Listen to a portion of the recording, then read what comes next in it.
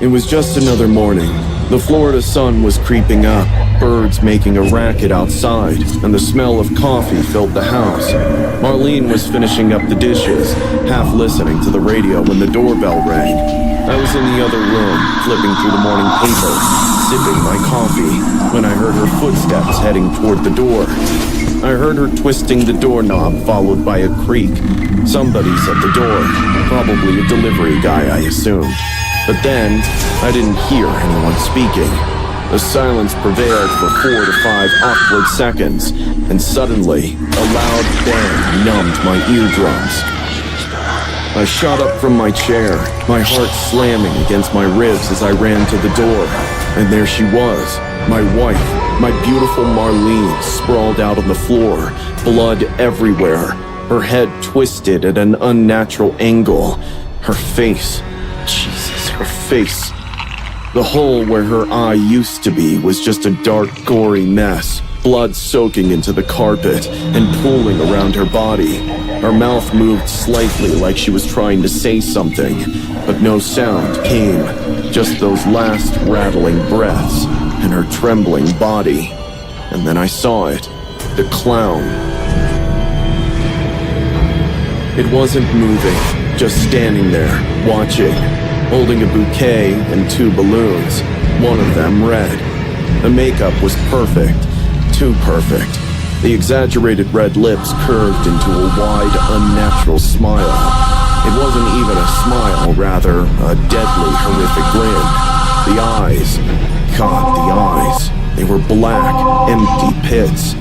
It stood too still, too calm, like it wasn't even real, like it was something out of a nightmare that had seeped into reality. My whole body went cold. The air felt thick, like something pressing against my chest, making it hard to breathe. Joe's scream rang out behind me. My son, my goddamn son, running to his mother, slipping in her blood, trying to hold her broken face together like he could stop the life from leaking out of her. His hands trembled as he touched her, his fingers slipping over the raw, ruined flesh, his hands getting all wet from his mother's blood. I couldn't move, couldn't breathe. The world was spinning. The clown, slow as anything, turned, walked down the driveway, climbed into a car like it hadn't just killed my wife, as if it was just a daily chore. The balloons bobbed in the air as the car pulled away. I stood there, frozen, watching them drift higher and higher, disappearing into the bright morning sky. But the image of that painted face, the way it grinned at me before leaving, burned itself into my brain. The cops came fast. They took one look at Marlene and started talking about a robbery gone wrong, some freak accident. But I knew this wasn't random. Somebody planned this. Somebody wanted her dead. For years, I grieved. I drank. I sat in that house, hearing the echoes of that gunshot every time I closed my eyes. People talked. Some whispered that I had something to do with it, that my business, my dealings weren't exactly clean. But none of that mattered. My wife was dead, and the killer was a ghost. And then there was Sheila. She had been in my life before Marlene died. It started as something small, something secret, a thrill, a mistake, I told myself, that didn't mean anything. But Sheila wanted more, and Marlene was in the way. We got closer after Marlene's murder. We fell in love for real. We built a life together, got married, opened a restaurant. She made me believe I could start over. She made me believe I was safe. And then, after all those years, the cops showed up at our door. DNA evidence, new forensic testing, the truth dragged into the light. The woman I had loved, the woman I had trusted, Sheila Keene Warren, had pulled the trigger that day. She had dressed up like a nightmare, knocked on my door, handed Marlene those flowers, and shot her in the goddamn face. All I remember is that when the cops were taking her, the words that came out of her mouth were, "I hated that woman. You are mine. You always were. I despised her." Michael, you are mine.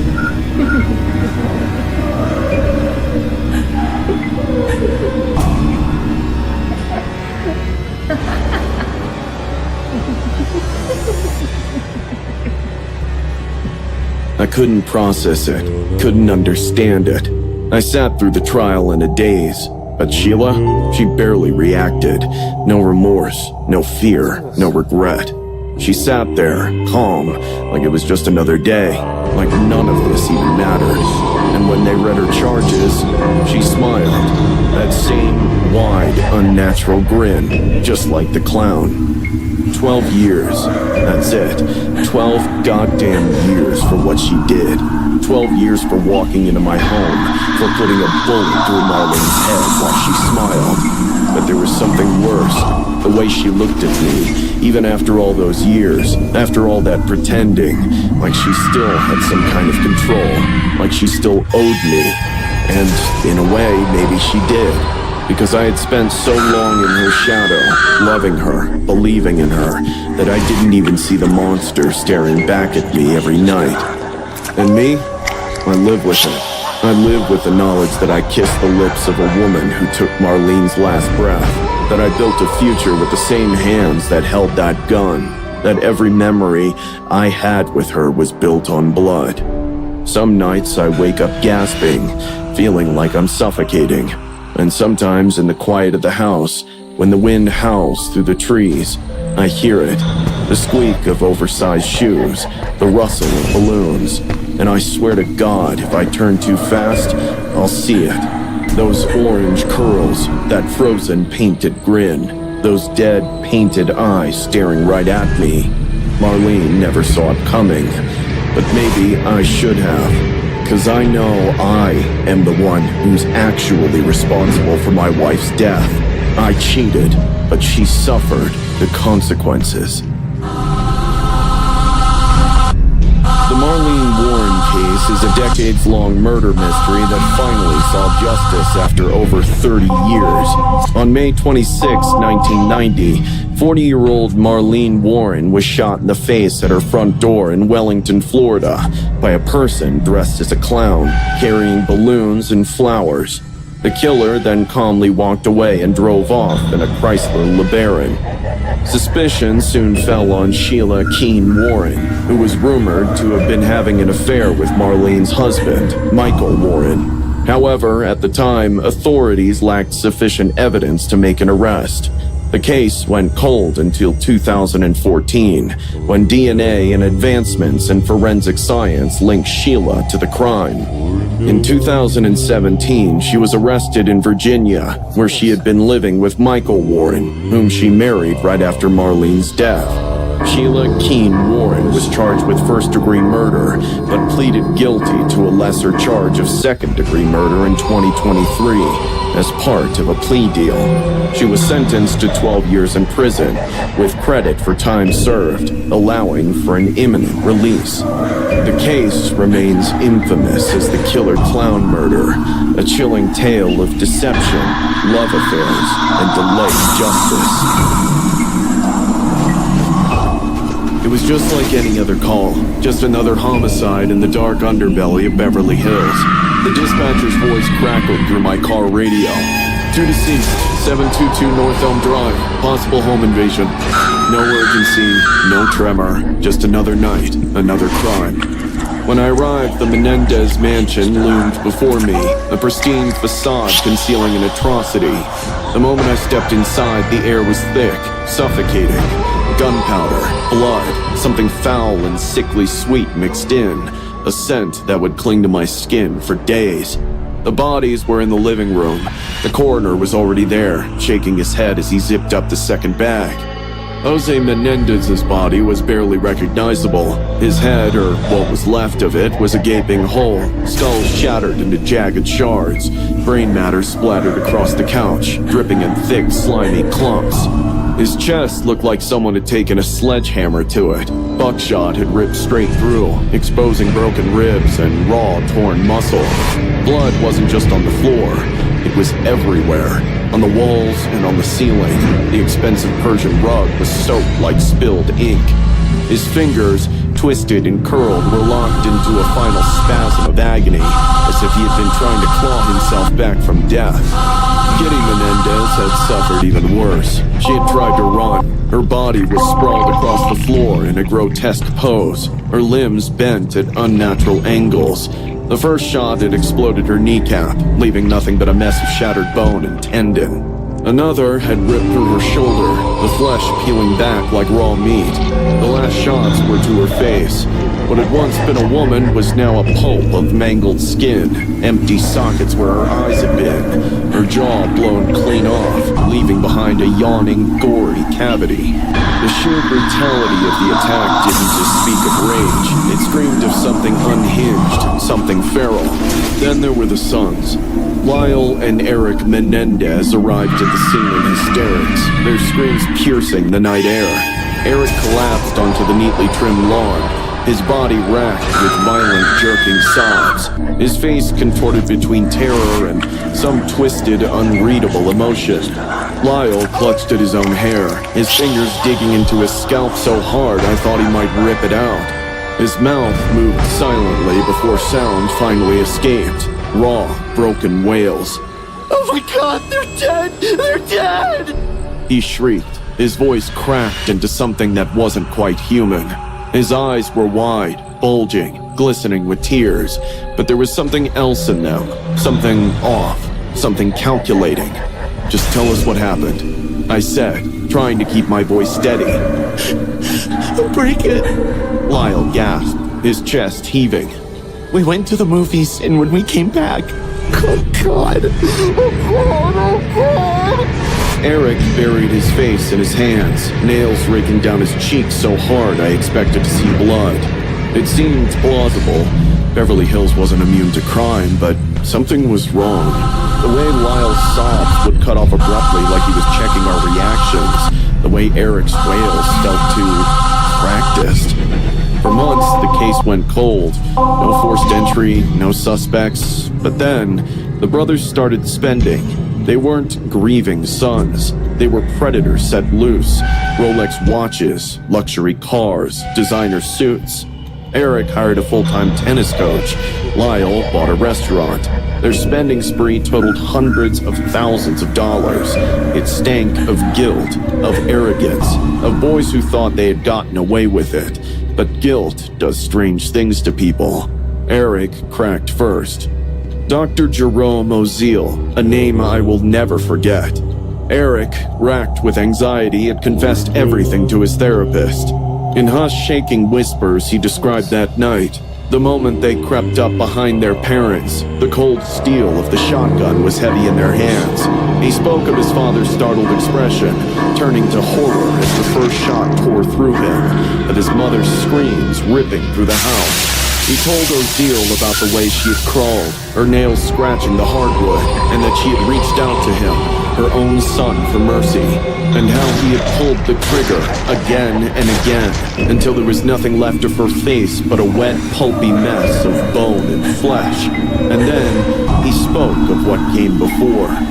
He spoke of the nights when Jose would creep into his room, a shadowed figure silhouetted in the dim glow of the hallway light, of how he would press a heavy hand over Eric's mouth, muffling the whimpers as he whispered threats, promises of pain if he ever spoke. He described the disgusting, suffocating feeling of his father's weight crushing him, the sickening warmth of his breath on his skin, the way the door would creak shut, trapping him in the darkness, in that horror, night after night. Lyle's story was worse. He had been the first. He had suffered longer. He talked about the beatings, the welts, the bruises that never healed, the way his father would laugh, a cold, cruel sound when he flinched, the way his mother did nothing, just sat there, drinking herself into oblivion while her sons were being ripped apart. He told the court how he would lie awake, staring at the ceiling, waiting for the footsteps, waiting for the nightmare to begin again. How he would watch his little brother suffer the same fate. How the rage built inside him, seething, festering, until it finally exploded into something unstoppable. Dr. Oziel had hesitated, bound by patient confidentiality. He told no one at first, but then he told his mistress, Judalon Smith, and she told us. We arrested the brothers in March 1990. Lyle fought, Eric didn't. The trial that followed was a descent into something even darker than murder. The jury couldn't decide. The first trial ended in a deadlock. The second, in 1996, stripped them of their defense. The verdict was swift, guilty of first-degree murder, life in prison, no parole. Justice, some called it. Others called it a tragedy. Years later, I still don't know what to believe. I know they planned it. I know they executed it. But I also know the look of a victim. And Eric Menendez had the eyes of someone who had lived through hell. Even now, sometimes I drive past that house. It's changed hands many times, but to me, it will always be soaked in blood. Sometimes I think I see shadows in the windows, lingering figures of the past. Maybe it's just my imagination, or maybe some ghosts never rest. The Menendez brothers, Lyle and Eric, were convicted for the 1989 murders of their wealthy parents, Jose and Kitty Menendez, in their Beverly Hills home. Initially, the brothers claimed they were innocent, but later admitted to the killings, arguing they acted in self-defense after years of alleged abuse. The prosecution maintained they murdered for financial gain. Their first trial ended in a deadlock, but in 1996, they were retried, convicted of first-degree murder, and sentenced to life in prison without parole. The case remains controversial, with ongoing debates over their motives and claims of abuse influencing public opinion. The camera crew sets up, their equipment humming, and the harsh white lights make the prison walls seem even more lifeless. The journalist clears his throat, adjusting his recorder. He's trying to mask his nerves, but I see the way his fingers tremble slightly as he clicks his pen. The red recording light blinks. "Ready?" he asks, his voice steady but unsure. I nod. My throat is dry, my palms clammy. And then, just like that, I'm back there. It was hot that night, the air thick, damp, pressing down like an unseen weight. The kind of night that makes your skin itch, that makes the world feel wrong. Skylar was so happy. She sat in the back seat, smiling, laughing, oblivious. She had no idea. She talked about the future, about college, about how we'd always stay together. Her voice was light, full of dreams. It almost made me hesitate. Almost. She slipped out her window at midnight, hoodie pulled over her head, slipping into the car like she always did. She smelled like vanilla perfume. I remember that. We drove deep into the woods. The road stretched endlessly, the trees closing in on us. The headlights cast long shadows, stretching and bending like something was lurking within them. Sheila, do you have a lighter? I asked, my voice barely a whisper. That was the signal. Sheila nodded. Skylar turned away for just a second, searching the ground, and that's when we struck. I plunged the knife into her side. The blade sliced through her skin like butter, sinking deep, cutting muscle, tearing through organs. Hot blood sprayed across my hands, sticky and thick. Skylar gasped, her mouth opening and sharp before it twisted into agony. She shrieked a raw, ear-piercing sound. Her hands flew to the wound, her fingers trembling as they touched the deep gash in her side. Blood pulsed between them, spilling down her hoodie, soaking into the fabric, turning it dark and wet. She staggered forward, her knees buckling, but Sheila was on her before she could even process what was happening. The next stab went into her back, a crunch, then a wet squelch. Sheila yanked the blade out, and Skylar collapsed to her knees, shaking violently. Blood poured out of her, pooling around her on the dirt, sinking into the earth. Her eyes locked onto mine, wide with confusion and betrayal. Her lips trembled, forming words she couldn't get out. Her breaths came in ragged gasps, thick with blood, each one weaker than the last. But she wouldn't die. She wouldn't stop moving. She's still breathing. Sheila hissed, wiping the blood off her face with the back of her hand. Skylar tried to crawl away, her fingers clawing at the dirt, nails breaking off as she struggled to drag herself forward. I stepped over her, lifting the knife high. My heart pounded, my vision blurred, my hands were slick, the handle of the knife almost slipping from my grip. Then, I brought it down, straight into her neck. Her body spasmed violently, her mouth opening in a silent scream. Blood sprayed, warm and thick, coating my face and dripping down my arms. Her throat gurgled, a horrible wet sound as she tried to breathe, drowning in her own blood. Sheila kicked her onto her back. Skylar's body twitched, her chest rising and falling unevenly, her eyes rolling back.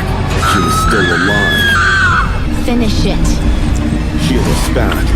I didn't think, I just stabbed. Over and over and over. Each thrust tearing through flesh, slicing veins, hitting bone. Blood sprayed up, hitting my face, my clothes, my skin. It was everywhere. The body beneath me twitched once, then stopped. The forest was silent. The smell of blood filled the air, thick and suffocating. The pool of red around Skylar seeped into the earth, soaking the dirt, covering my shoes, my hands, and my face. My heartbeat pounded in my ears, deafening. We had planned to bury her, but the ground was too hard. The shovel barely scraped the surface. It didn't matter anyway. There was too much blood. It was everywhere. So we left her there. We covered her with leaves and branches, but her hands still stuck out, fingers stiffening in the night air, nails caked with dirt and flesh. Her face was barely hidden beneath the foliage, eyes lifeless, mouth frozen in a silent plea. We got back into the car. The seats were soaked red. My hands wouldn't stop shaking. My clothes, my face drenched in blood. The scent clung to me and seeped into my pores. I could taste it on my tongue. We drove home in silence. My head was pounding. I could still hear it in my ears. Choking, gasping, bones cracking under the weight of our knives. For months, we acted like nothing happened. We posted her pictures online and handed out missing posters with our blood-stained hands. We cried in front of the cameras, hugged her parents, lied to their faces. But I heard her every night. Her screams echoed in my ears, her bloodied hands reaching for me in the darkness, her mouth twisted in agony. I felt the weight of her body under mine, her flesh splitting beneath my hands. It wouldn't go away, so I cracked. I told them everything. The trial was fast. The world recoiled. They called us monsters. Sheila tried to act tough in court, but I saw it, the fear in her eyes. She knew. She got life, no way out. I got 30 years, parole in 10. Skylar got a shallow grave in the woods where no one could hear her scream. I was lost in the trauma when the interviewer brought me back to reality. The journalist looked pale, his hands gripping the table, knuckles white. He clears his throat, voice barely above a whisper. You regret it? I don't answer right away. I let the question hang in the air like the stench of blood that will never wash off my hands. I meet his gaze. Every single day. The red light blinks. The interview is over, but my nightmare will never end. Skylar Neese, a 16-year-old from West Virginia, had two best friends, Sheila Eddy and Rachel Showoff. One night, the trio went out for a late-night drive, but it was a trap. Sheila and Rachel stabbed Skylar to death, leaving her body in the woods. The killers acted normal for months, even helping in the search for Skylar. Rachel later cracked under guilt and confessed, leading to Sheila's arrest. The reason the killers gave was that they didn't want to be friends with her anymore. Rachel got 30 years, eligible for parole in 10. Sheila got life in prison with parole eligibility after 15 years. They were best friends. Skylar had no idea she was walking to her own execution.